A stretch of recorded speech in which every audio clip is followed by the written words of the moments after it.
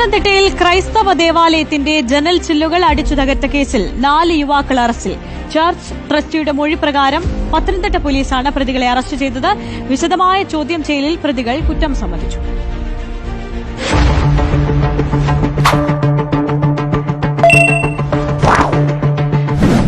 Pathanamthitta Varyapuram Kollampadi Saint Gregorios Orthodox church ചാപ്പലിന്റെ ജനൽ ഗ്ലാസുകളാണ് പ്രതികൾ അടിച്ചു തകർത്തത്. ചുരുളിക്കോട് സ്വദേശി 21-കാരൻ സുദേശ്, വാര്യാപുരം സ്വദേശികളായ 22-കാരൻ ചാരുദത്തൻ, 21-കാരൻ അമൽ സഹദേവൻ, മൈലപ്ര സ്വദേശി 20-കാരൻ ആനന്ദു എന്നിവരാണ് ആക്രമണം നടത്തിയത്. ചർച്ച് ട്രസ്റ്റി KC വർഗീസിന്റെ മൊഴി പ്രകാരം പത്തനംതിട്ട പോലീസ് കേസെടുത്തു. മതവികാരം വ്രണപ്പെടുത്തി ലഹള ഉണ്ടാക്കാൻ ഉദ്ദേശിച്ച് അതിക്രമം കാട്ടിയതിനാണ് കേസെടുത്തത്. പ്രതികൾക്ക് ദേവാലയവുമായി യാതൊരു ബന്ധവുമില്ലെന്ന് ട്രസ്റ്റി മൊഴി നൽകി. വിശദമായ അന്വേഷണത്തിൽ പത്തനംതിട്ട പോലീസ് 4 പ്രതികളെയും അറസ്റ്റ് ചെയ്തു. ട്രസ്റ്റി പ്രതികളെ തിരിച്ചറിഞ്ഞു. വിശദമായ ചോദ്യം ചെയ്യലിൽ പ്രതികൾ കുറ്റം സമ്മതിച്ചു. ഗ്ലാസ് അടിച്ചു പൊട്ടിച്ചപ്പോൾ പ്രതി സുധീഷിന്റെ കൈക്ക് മുറിവേറ്റിരുന്നു.